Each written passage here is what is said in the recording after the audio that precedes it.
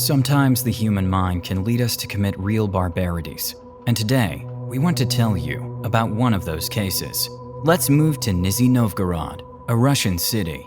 There, in 2011, different destroyed, looted, and desecrated tombs began to appear. Apparently, there was no link between the families, but the desecrations kept happening. The families were absolutely desperate.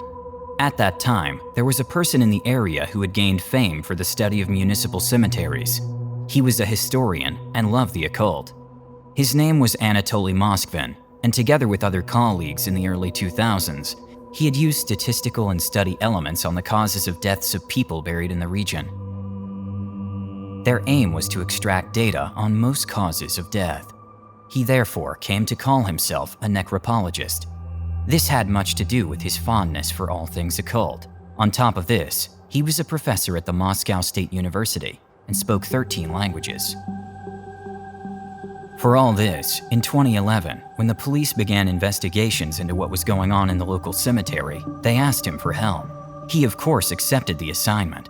But in the midst of the investigations, an officer spotted him after hours in the middle of the cemetery, dragging a large bag. When he opened it, it contained bones. This precipitated the events. The police applied for a warrant to search his house. It was a routine process. They could never have imagined the scene they encountered. Everywhere they looked, there were shelves full of books, toys, and small children's clothes. But that wasn't the worst of it. The most shocking were the dolls. They were perfectly seated or placed in places where children could be. Sofas, beds, carpets. The investigators were struck by something else, the terrible smell in that house. The dolls were large and life-size. When they approached them, they found that it was much worse than they thought. They were hiding behind their clothes and masks the corpses of mummified girls and women. Moskvin confessed to being responsible for some 150 grave desecrations.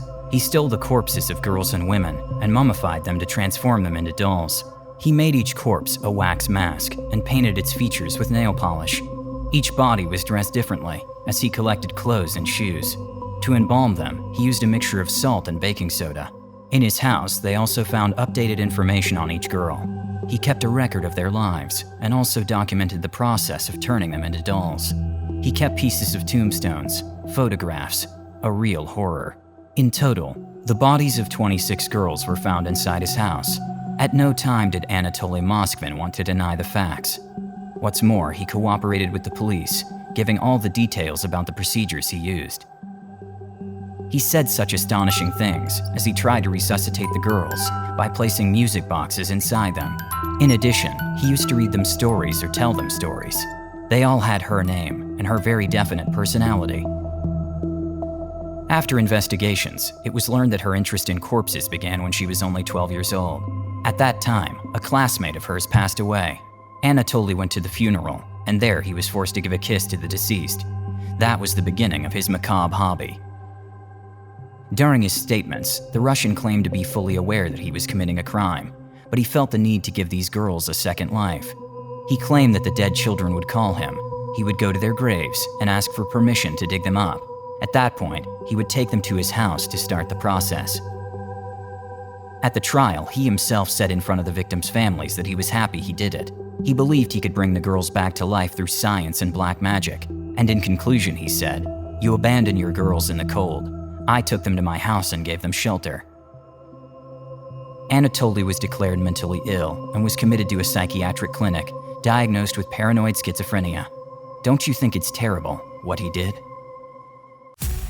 If you enjoyed this video, don't forget to like it. And if you want to see more horror videos, subscribe to our channel.